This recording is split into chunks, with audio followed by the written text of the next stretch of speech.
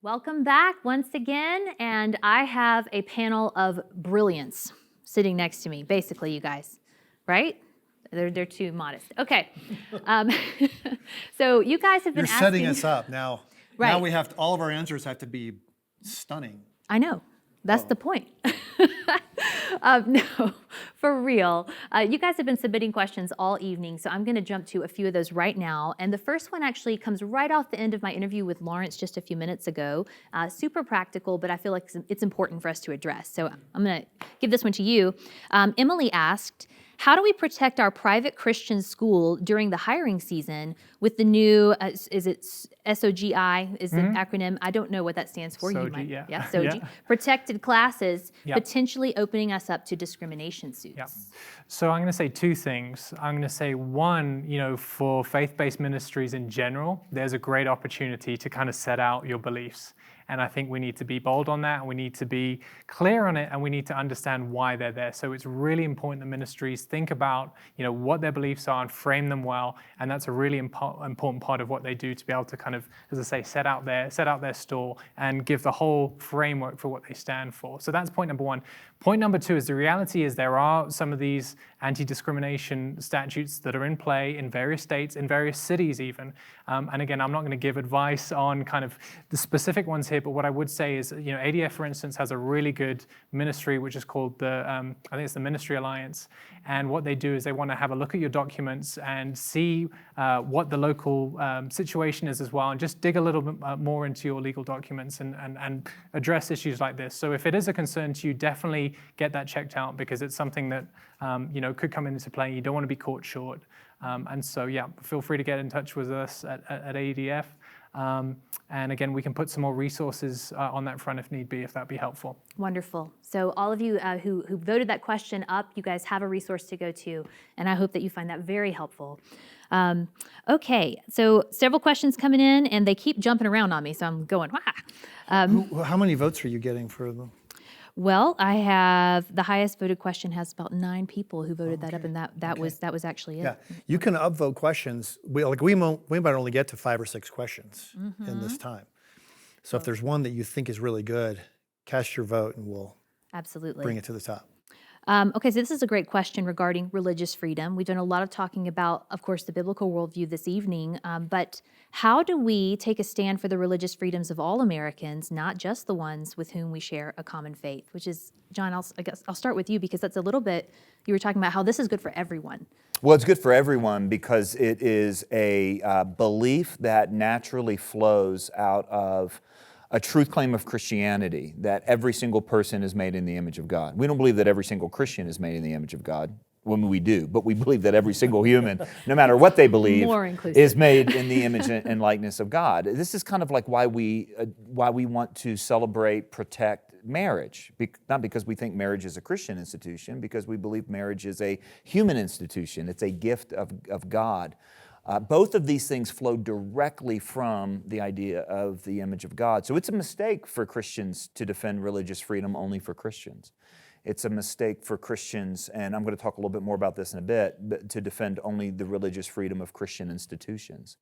Both of those things are mistaken on a number of levels. And so we do it fundamentally because of what we believe to be true about the human person. Now again, that doesn't mean there are no limits to religious freedom.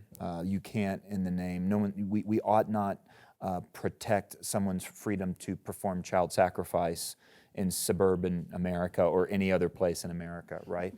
Because now you're talking about how a freedom expressed actually commits harm to someone else. And that's the sort of line, though, that needs to be parsed, and where we're finding so much conflict with questions about sexual orientation and gender identity is that there's a belief that sexual orientation and gender identity are identity categories, not behavior categories. And so therefore, for me to say that that is wrong is to say something about you, not your behavior, and that's an act of harm, which again is why there's not a slogan answer to this question.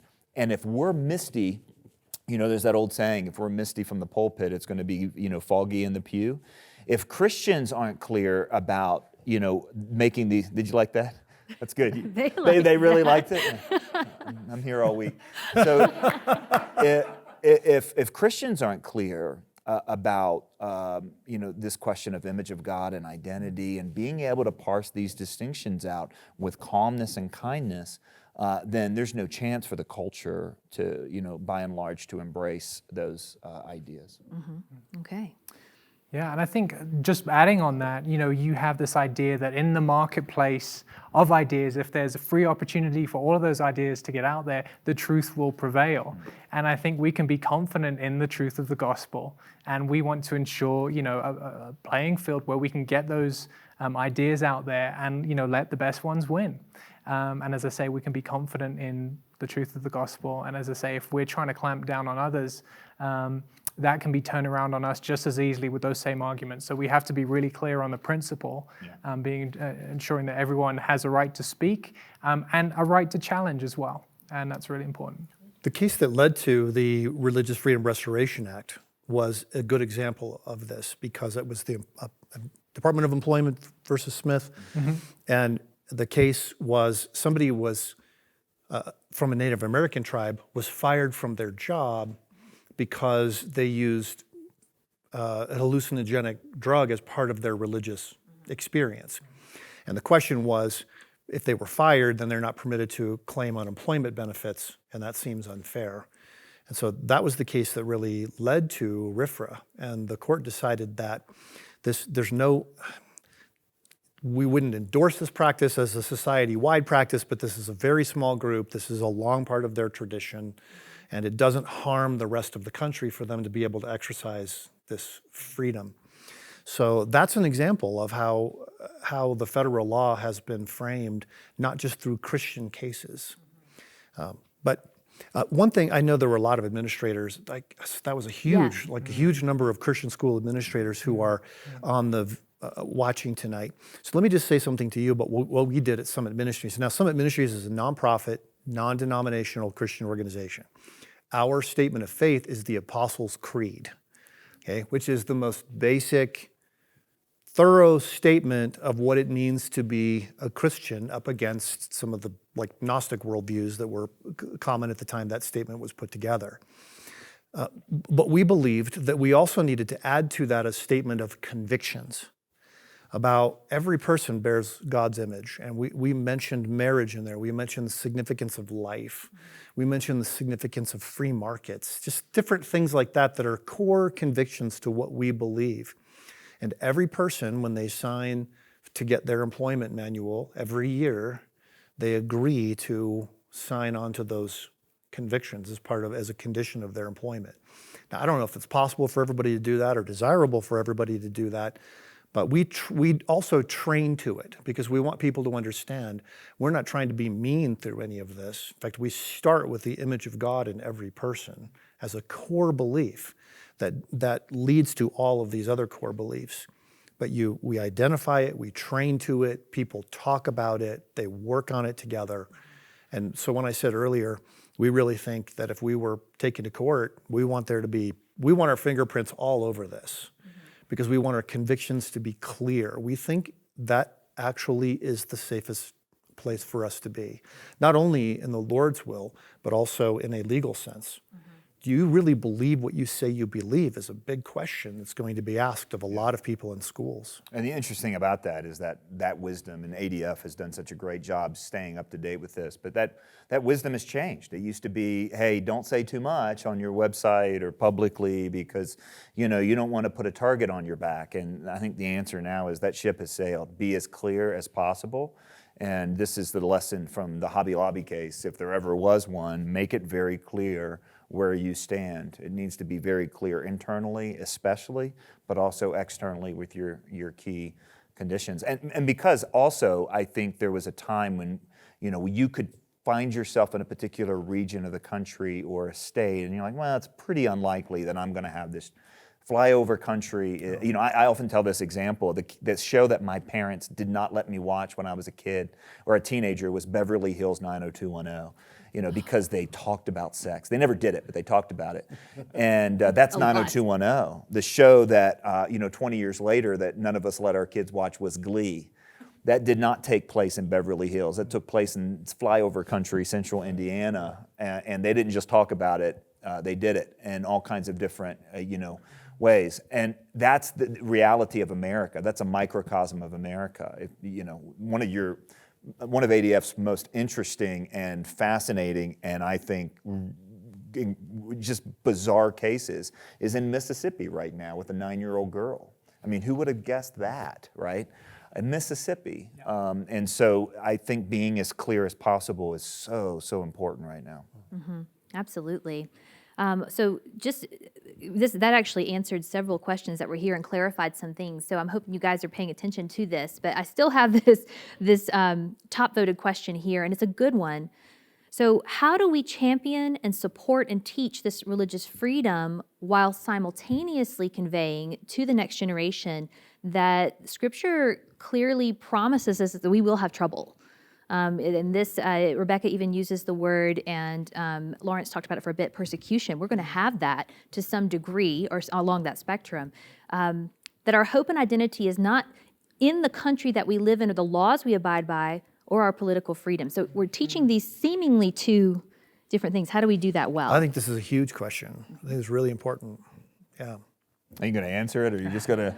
No, You just got to observe how important it is. it's such a big question. I think John should tackle it first. No, here's how I approach it. I think we're all going to come up with maybe some different angles to this. But keep in mind, you are not just protecting religious freedom for yourself. You're protecting religious freedom because it is the basis of freedoms in all of society. So, don't court persecution. You know that it may be coming for you, but always be a person who stands for the freedom of other people. I think that's a core thing to keep in mind. I have actually heard professors, and it grates on my nerves. They're like, we shouldn't stand for religious freedom because we want persecution because it'll make the church stronger. This is the opposite of how I understand this issue. Right. Mm-hmm. It's not about you. It's about the freedom for all of society. Mm-hmm. Mm-hmm. Yeah, and I think, an interesting point was made the other day by a friend of mine who said, the hardest person to get, or what's the hardest thing to do for a soldier on the battlefield? And it's to shoot when no one else is shot, because as soon as they shot, everyone else can see them and they're going to head over to them. And I think part of the concern in culture today is who's going to be that person who stands up, and how isolated are they? Is this just one person out there on the battlefield, and are they going to be swamped? And I think, it is a battlefield, a spiritual one in many ways as well. And I think what you see is when one person stands up, suddenly more and more stand up as well. And like I say, when Jack Phillips goes out and talks about his faith and what he believes, you're going to see more people stand up and, step in line with that and say what they believe as well. And that's really important to do. And it's important to stand on the rights that we have as well. I don't think we should say, okay, well, we have that right, but you know what? Let's not rely on it. I think it's really important to do that and enforce it, and to take the protection as far as we can. Having said all of that, some of these cases we're going to lose. And some of these freedoms, you can see it in other parts of the world, they're going to diminish. And like we've discussed, persecution in various forms is going to come on us. And a lot of the Bible is pointed to people who are suffering persecution. And really, and we face this in a lot of cases. It's like, okay, well, this is the right case to bring. We believe that we have the law on our side and we're going to bring it. We don't know whether we're going to win or not. We should win, in theory. But if we don't, we have an obligation to put our shoulder to the wheel. And we have an obligation to make those arguments and to argue it as best we can. And like you say, that is not only for our own protection, but for the protection of all.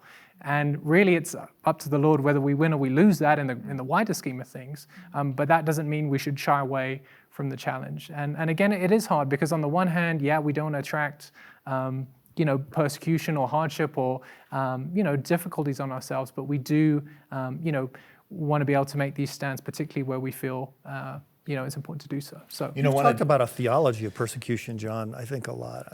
I think we actually do need that. I think we need a theology of persecution. I think we need a theology of getting fired. I think the Bible gives us an awful lot of theology of persecution, and I think your scale is really, really helpful. But as you were talking, I was just reminded of something that David Noble used to talk about all the time. It was one of his favorite verses, and I think it's in Acts.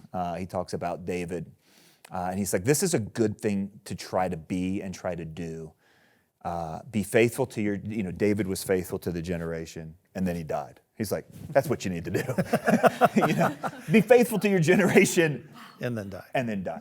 So, and my point is, and I'm going to come back to this after this time and a little bit on the theology of persecution, but we don't find ourselves in a context where religious freedom for the masses hasn't been thought of yet.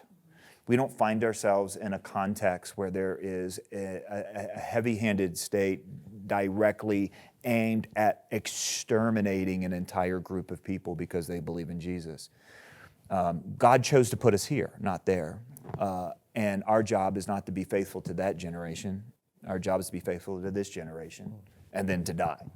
And I think that the pietistic, let's not defend religious liberty approach ignores the sovereignty of God in putting us in this time and in this place.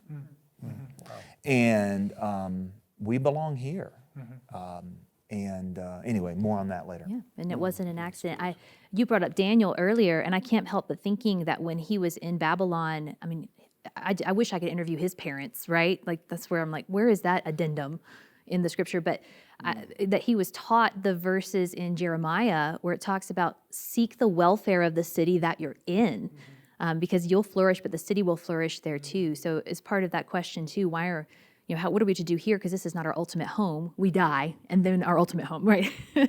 Right, but you are supposed to, Yes. seek the welfare of the city. And I think it's fascinating too for those that are wondering whether the pro-life movement is worth, fighting for, or whether all the crazy technologies that are that are interrupting this, God-given design between sex, marriage, and babies.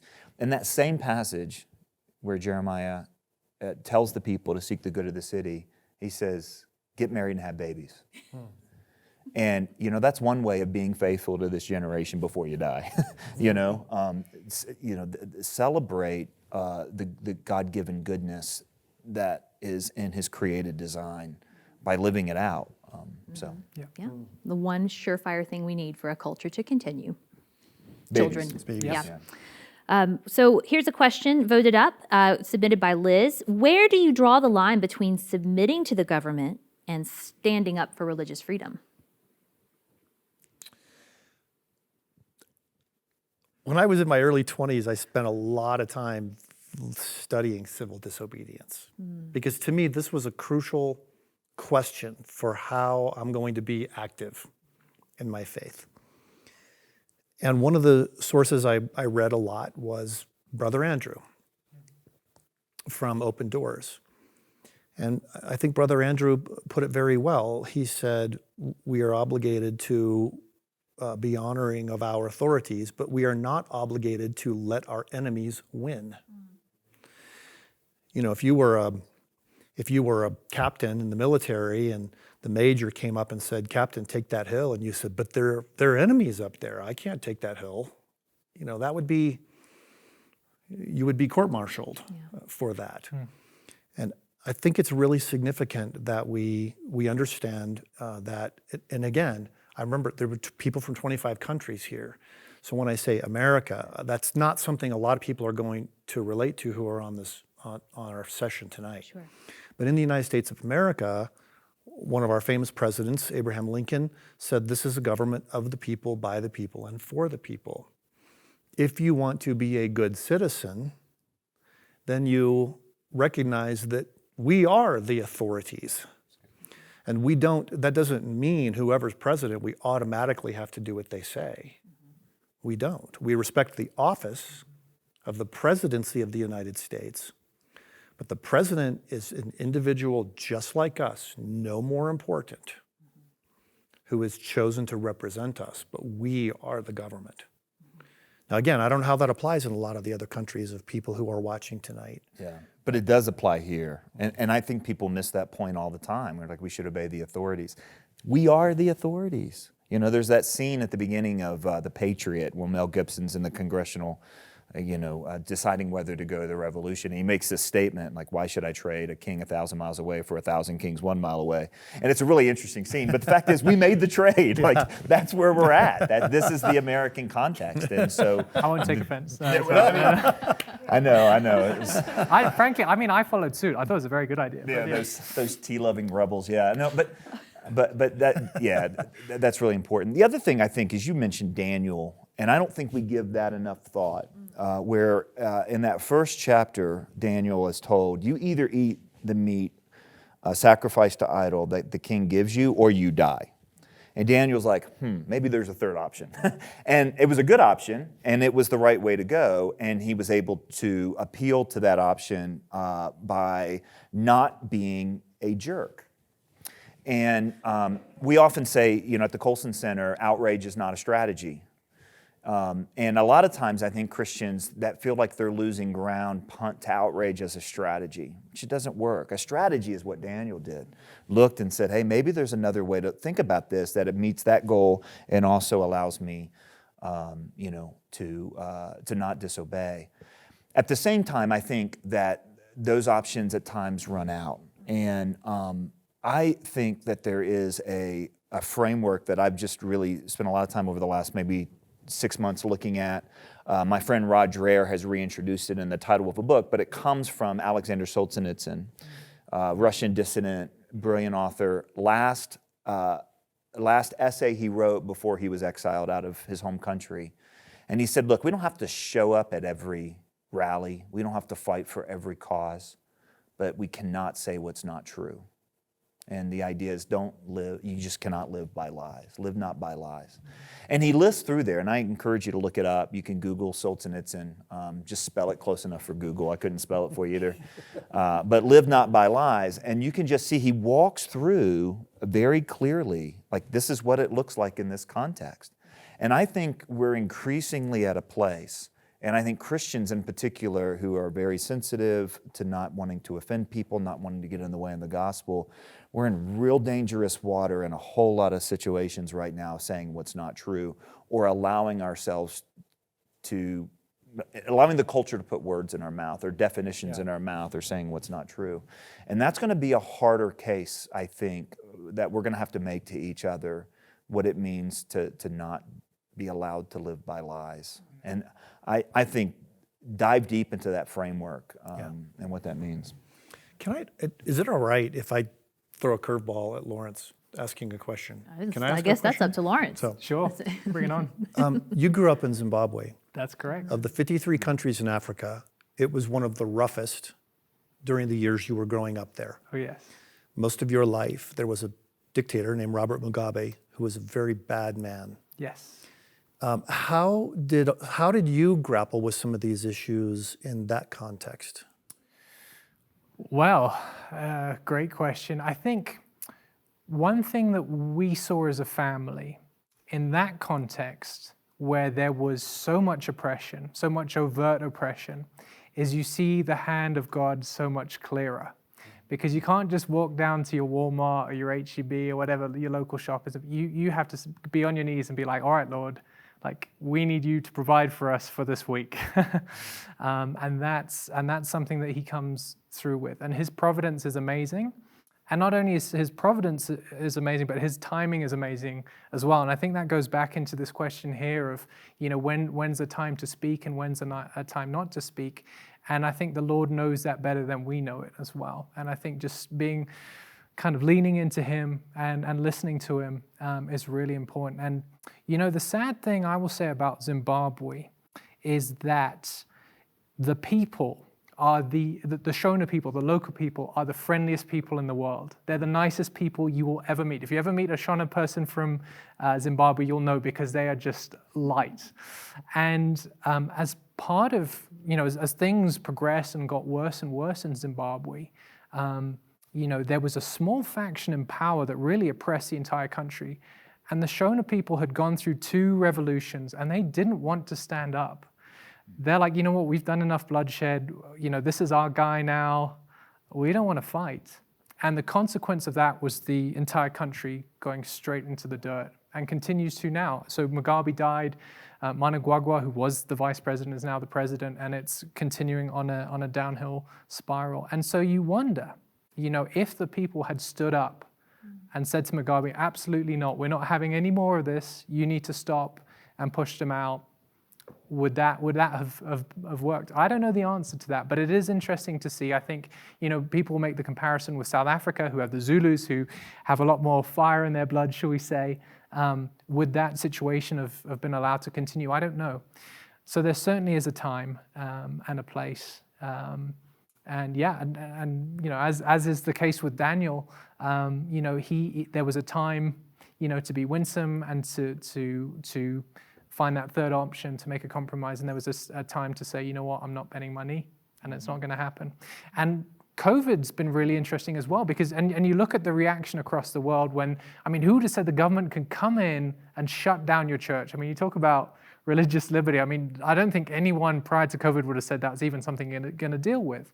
And yet you have people in Europe who are looking at some of the cases here and going like, why are they going to court to try and get open? They need to stay shut.